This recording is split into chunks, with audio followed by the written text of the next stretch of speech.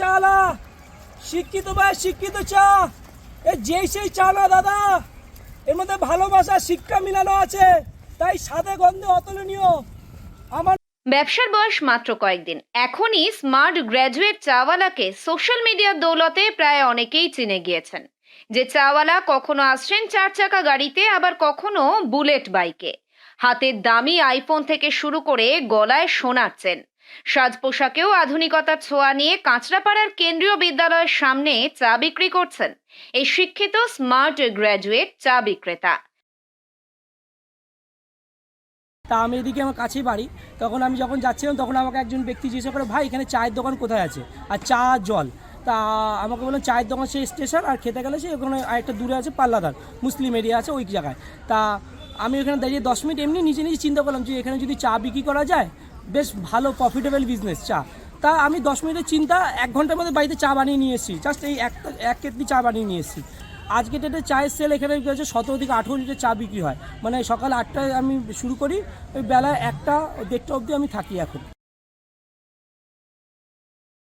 এক হাতে চায়ের কেটলি, অন্য হাতে বিস্কুট ও জলের বোতল নিয়ে কেন্দ্রীয় বিদ্যালয়ের আশেপাশে ঘুরে ঘুরে বিদ্যালয়ে পরীক্ষা চলাকালীন বসে থাকা অভিভাবকদের চা পান করাচ্ছেন বছর 33-এর দেবাশিস মজুমদার।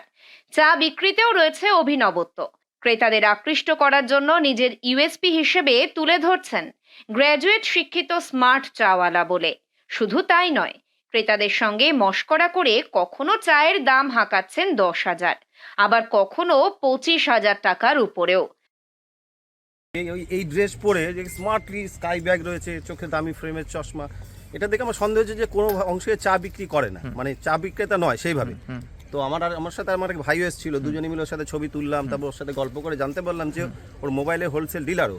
আর এই চাটা বিজনেসটা করছে শুধুমাত্র ইন্সপায়ার করার জন্য যুব সমাজকে, যে কোনো কাজ ছোট না।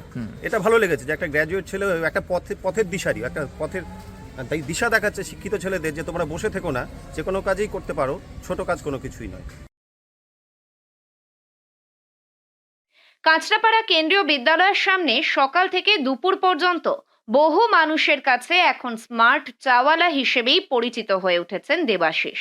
তবে চা বিক্রেতাই স্মার্ট গ্র্যাজুয়েট চাওয়ালা জানাচ্ছেন, এভাবে আর কতদিনই বা চা বিক্রি করতে পারবেন তিনি।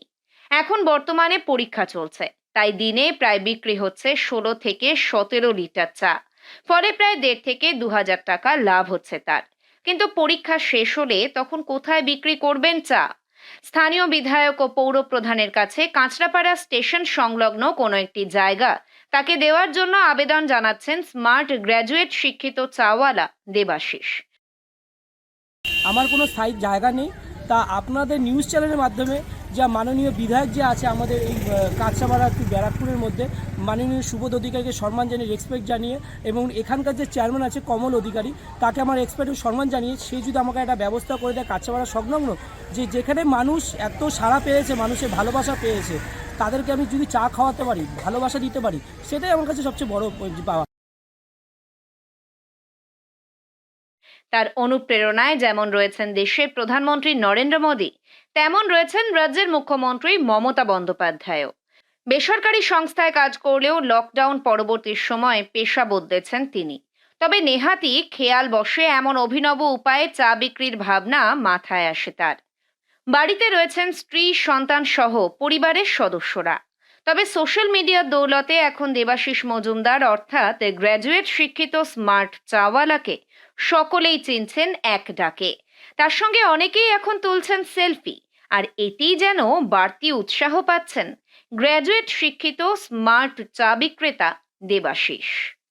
উত্তর 24 পরগনা থেকে রুদ্রনারায়ণ রায়ের রিপোর্ট, লোকাল 18 বাংলা।